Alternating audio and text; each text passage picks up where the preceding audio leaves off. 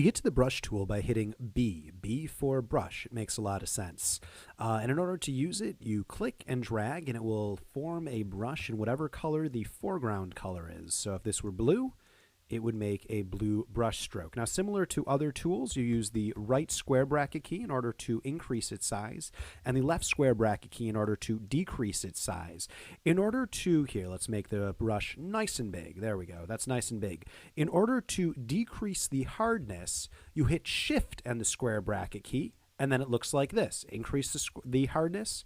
It's the opposite of that. So I'm just going to hit Control A and press Delete to get rid of all of those things right there. Now, if you hold down Alt, you can actually get the color picker right there, so you can pick things right from the canvas. Fancy schmancy. If you right-click, you can change the size, but we know a better way to do that, and you can change the hardness, but we know a better way to do that. Also here, you can load all sorts of different brushes, and you can have all sorts of different tips. So if you wanted the tip to look like this, that's one of the options right there. But I don't want to show you the options they've already given you. I want to actually show you how you can make your own brush tip. In order to do that, you select out part of a canvas. So let's select out this part right here and make sure that it's black and white. So just kind of a black and white part of the image.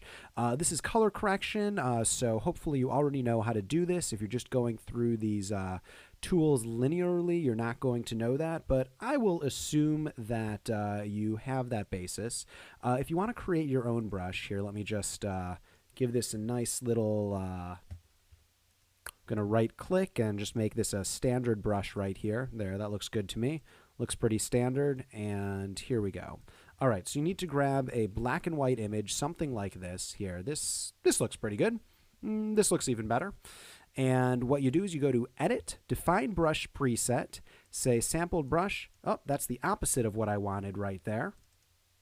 So apparently what's black becomes the brush, and what's white isn't the brush, so I'm just going to invert that, go to Edit, Define Brush Preset, say OK, and now we have a brush that looks like this. So let me just swipe this around, and we have a brush that looks like this. Now, this doesn't look that great, and it doesn't look like, you know, the shape of it as I want it to.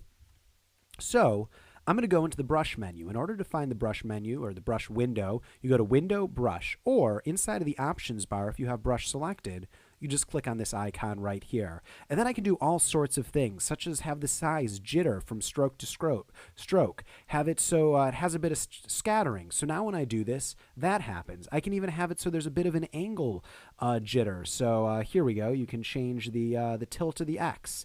Have that jitter a little bit. So here we go, shape dynamics.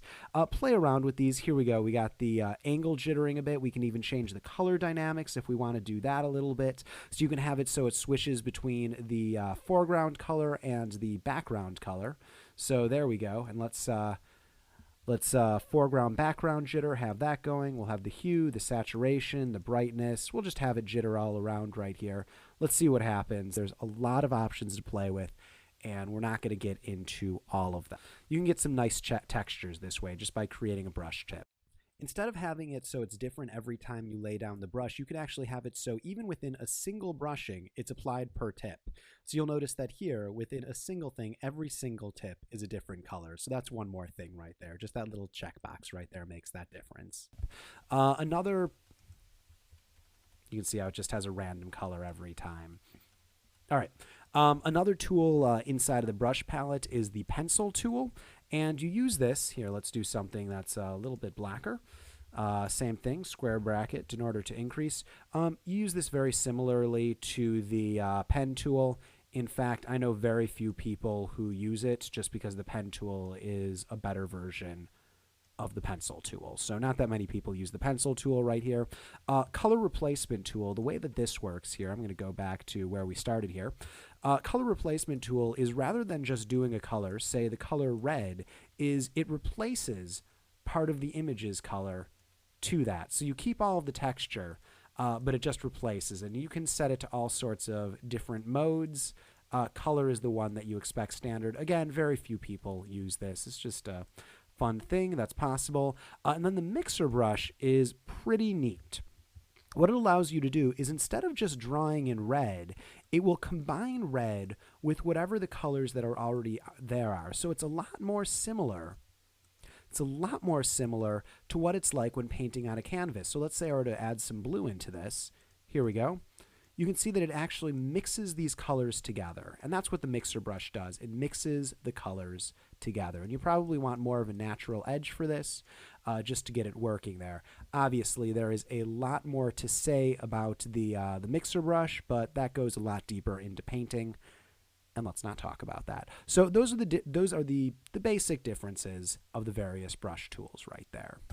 For the full 4-hour Photoshop crash course, click on the link below. And to get more of the tools, just click on this link inside of the video itself. Thanks for joining me.